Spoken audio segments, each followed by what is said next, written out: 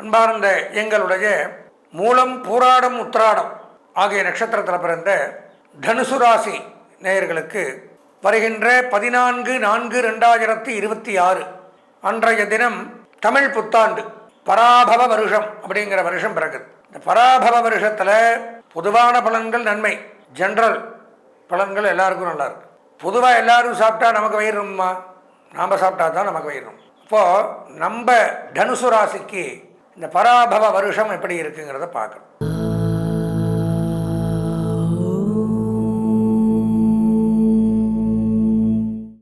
அன்பார்ந்த எங்களுடைய ஆன்மீக உண்மைகள் தொலைக்காட்சி நேயர்களுக்கு உங்களுடைய ஜோதிட ஆச்சாரியர் ஜோதிட குரு சிவஸ்ரீ டி சரவணமாணிக்க சிவாச்சாரியர், முதல்வர் வேத சிவ ஆகம குருகுலம், காஞ்சி காமகோடி பீடம், சங்கரமடம், காஞ்சிபுரம். நாம் ஆன்மீக உண்மைகள் தொலைக்காட்சியின் வாயிலாக காண இருக்கக்கூடிய இந்த பதிவு அப்படின்னு பார்த்தீங்கன்னா, வருகின்ற 14/4/2026 செவ்வாய்க்கிழமை காலை 8:20 அளவிலே இந்த தமிழ் புத்தாண்டு அப்படின்னு சொல்லக்கூடிய மங்களகரமான பராபவ வருடம் அப்படிங்கிறது பிறக்குது. இந்த வருடத்திற்கு திருநாமம் பராபவ வருஷம். பராபவ வருஷம்னா எல்லாருக்கும் எல்லாம் கிடைக்கும் அப்படிங்கிறத அர்த்தம்.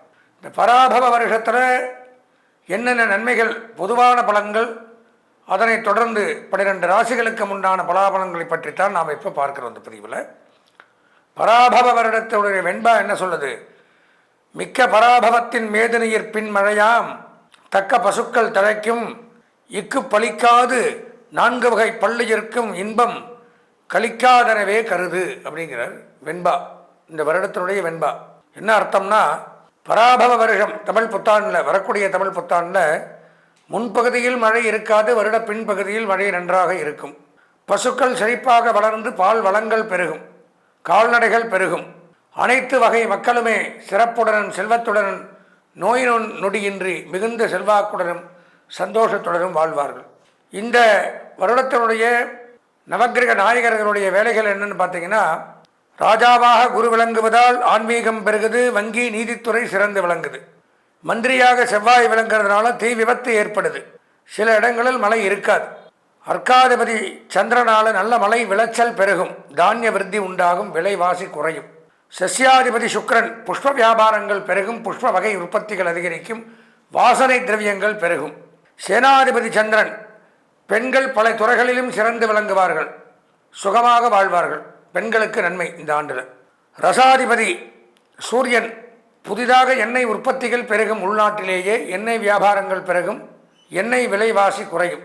தானியாதிபதி புதன் மழை புயல் சேதங்களால் தானிய விருத்தி குறையும், தடை ஏற்படும், தானிய தடை உண்டாகும். மேகாதிபதி சந்திரன் காலத்தில் மழை பொழிந்து நீர்நிலைகள் நிரம்பும், விவசாயம் செழிக்கும். நீரசாதிபதி சுக்கிரன் திடப்பொருட்கள் உற்பத்தி அதிகரிக்கும், பட்டு ஜவுளி உற்பத்தி அதிகரிக்கும். திருட்டு பயம் ஏற்படும், பெண்களுக்கு பாதுகாப்பு குறையும். போதை வஸ்துக்கள் அதிகரிக்கும், அயல் நாட்டு போர்கள் உண்டாகலாம். இதெல்லாம் இந்த வகை, அதாவது இந்த பராபவ வருஷத்தினுடைய பலாபலன்கள் இப்படித்தான் இருக்கும். அதாவது நல்ல மழை இருக்குது, பயிர் விருத்தி ஆகுது, பெண்களுக்கு நன்மை உண்டாகுது, எல்லாமே சிறப்பு நன்மைகள் அப்படிங்கிறத எடுத்துக்கலாம். பொதுவாக பராபவ வருஷத்துலனா பராபவ வருஷத்திற்கு உண்டான தனி பலன்கள்ங்கிறது எதையும் சொல்ல முடியாது. கிரகங்கள் எங்கே இருக்கோ பயிற்சியை அதை வச்சு சொல்கிறோம். கிரகங்களை பார்த்தால் ராகு 3ஆம் இடத்துல இருக்கார், அது நன்மையை தரும். அதாவது இந்த வருஷ பாதியில் 2க்கு வருவார், அப்புறம் நன்மை தரமாட்டார். 3ல் இப்போ இருக்கார், அது நன்மை. வெளிநாட்டு பயணங்கள் மேற்கொள்ளலாம். ஏற்றுமதி இறக்குமதி தொழில் சிறப்பு விளங்கும். அந்நிய செலாவணி, பங்கு வர்த்தகம், share marketing, online business, computer work, project work, வெளிநாட்டிற்காக வேலை செய்வது, வெளிநாடு போவது, வணிக வரி, பத்திரப்பதிவுத்துறை, வருமான வரி, உயர்கல்வித்துறை, இன்கம் டேக்ஸ், சேல் டேக்ஸ், இதில் பணியாற்றக்கூடியவர்களுக்கு நன்மை அதிகரிக்கும். நண்பர்களால் அனுகூலம், புதிய நட்புகள் பெருகும், உறவினர்களால் லாபம் ஏற்படும். அதே சமயம் சனி பகவான் பயிற்சியாகி 4ஆம் இடம் அப்படின்னு சொல்லக்கூடிய அர்த்தாஷ்டமத்தில் இருக்கார். அர்த்தாஷ்டம சனி அது நன்மையை தருமான்னு பார்த்தால் தராது. இடமாற்றம், தொழில் மாற்றம், வேலை மாற்றம், வீடு மாற்றம், உத்தியோகத்தில் ஒரு பெரிய கலக்கங்கள், மனோரீதியான பிரச்சனைகள், வாழ்வுரிமை பிரச்சனை, கணவன் மனைவிக்குள்ள பிரச்சனை, குடும்பத்தில் கஷ்டங்கள், கலகங்கள், வியாகுலங்கள், கலக்கங்கள், மருத்துவ செலவுகள், துக்கங்கள், பிரயாண செலவுகள், எதிலும் நிம்மதியின்மை, வேலை பளு, தூக்கமின்மை, பசியின்மை, உடல் உபாதைகள், வாகனப் பழுதுகள் இவையெல்லாம் ஏற்படுத்துவர். சனி நன்மை செய்யவில்லை. குரு பகவான் 7ஆம் இடத்துல இருக்கார், அவரும் பயிற்சி ஆயிடுவார். ஜூன் 26 8க்கு வந்துடுவார், அதுவும் நன்மை நடக்காது. இப்போதைக்கு வேணால் நன்மை, 2 மாதம் கழித்து அவரும் மறைஞ்சு போயிடுறார், நன்மையும் இல்லை. குடும்ப பிரச்சனை, கணவன் மனைவிக்குள்ள பிரச்சனை, கருத்து வேறுபாடுகள், பெயர் புகழ் திறமை வித்தை எல்லாம் மறைக்கப்பட்டு நம்ம அவமானப்படுவோம், அந்த மாதிரி ஒரு சூழ்நிலைகள் உண்டாக்குறார். குருவும் சரியில்லை. கேது பகவான் அப்படிங்கிறவர் இப்போ 9ஆம் இடத்துல இருக்கார், பாக்கியஸ்தானத்தில் நன்மை, அவர் 8க்கு வந்துடுவார். இந்த வருஷத்தில் ஐப்பசி மாதத்தில் வர்றார். அப்போது கேது குரு எல்லாமே மாற்றமடையுது, ராகுவும் மாற்றமடையுது. அப்போது ஒரு சனியும் சரியில்லை. ஒரு 2-3 மாதத்துக்கு ஒரு நன்மைகள் அப்படின்னு தான் சொல்ல முடியும், அதுக்கு மேலே நன்மைகள் அல்ல. அதுக்கப்புறம் நம்ம இருந்து தான் ஆகணும். 4 கிரகமும் 4 முக்குலையும் 4 செவத்துல இருந்து கல்லெடுத்து அடித்தா தாங்க முடியுமா? முடியாது. அப்போ என்ன பண்ணணும்? நம்மளை சுற்றி ஒரு வளையம் போடணும், காப்பாற்றிக்கணும். என்ன காப்பாற்றுறதுன்னு, எப்படி காப்பாற்றுறது? இதுக்கெல்லாம் இது பொது பலன் நான் நல்லா சொல்கிறேன். இது வந்து தனுசு ராசி நீங்களும் இருக்கலாம், நானும் இருக்கலாம், 100 பேர் இருக்கலாம், 1 கோடி பேர் இருக்கலாம். ஆனால் இந்த சொந்த ஜாதகம்னு ஒன்று இருக்குல்ல, அது அவங்கவுங்களுக்கு மட்டும்தான் இருக்கும். நான் ஒரு நேரத்தில் பிறந்திருப்பேன், அது எனக்கு மட்டும்தான் பேசும். அதில் என்ன இருக்கோ அந்த கிரகம் தான் நமக்கு நன்மையை செய்யும். இப்போ என்ன பண்ணணும்னா இதை விட்டுறணும். இதில் கெடுதல் இருக்குது, நன்மை இருக்குது. ஆனால் அதில் என்ன இருக்கோ அதுதான் நமக்கு முழுக்க முழுக்க பேசும். அதனால் தனுசு ராசி நேயர்கள் அவசியம் ஒரு முறை சொந்த ஜாதகத்தை பார்த்தே தீர வேண்டும். இதுக்கு என்ன பண்ணணும்? என்னுடைய தொலைபேசியான 9865 9837 9865098370 இந்த எண்ணிற்கு தொடர்பு கொண்டு தாராளமாக உங்கள் சொந்த ஜாதகத்தை பார்த்து இனிமேல் வர காலங்கள் எப்படி இருக்குன்னு தெளிவாக தெரிஞ்சுக்கணும். பொதுவாக தனுசு ராசின்னு எடுத்தினால் இந்த புத்தாண்டில் ஒரு 50% நன்மைகள். அதிர்ஷ்டமான வண்ணம் மஞ்சள், அனுகூலமான திசை வடக்கு, அதிர்ஷ்டமான எண் 7, வணங்க வேண்டிய தெய்வம் சிவபெருமான். நாம் இது வரைக்கும் இந்த கிரகங்களின் அடிப்படையில், பெயர்ச்சிகளின் அடிப்படையில் இந்த புத்தாண்டு பலாபலன்களை விரிவாக 12 ராசிகளுக்கும் பார்த்தோம். இதில் சில ராசிகளுக்கு நன்மை இருக்குது, சில ராசிகளுக்கு தீமைகளும் இருக்குது.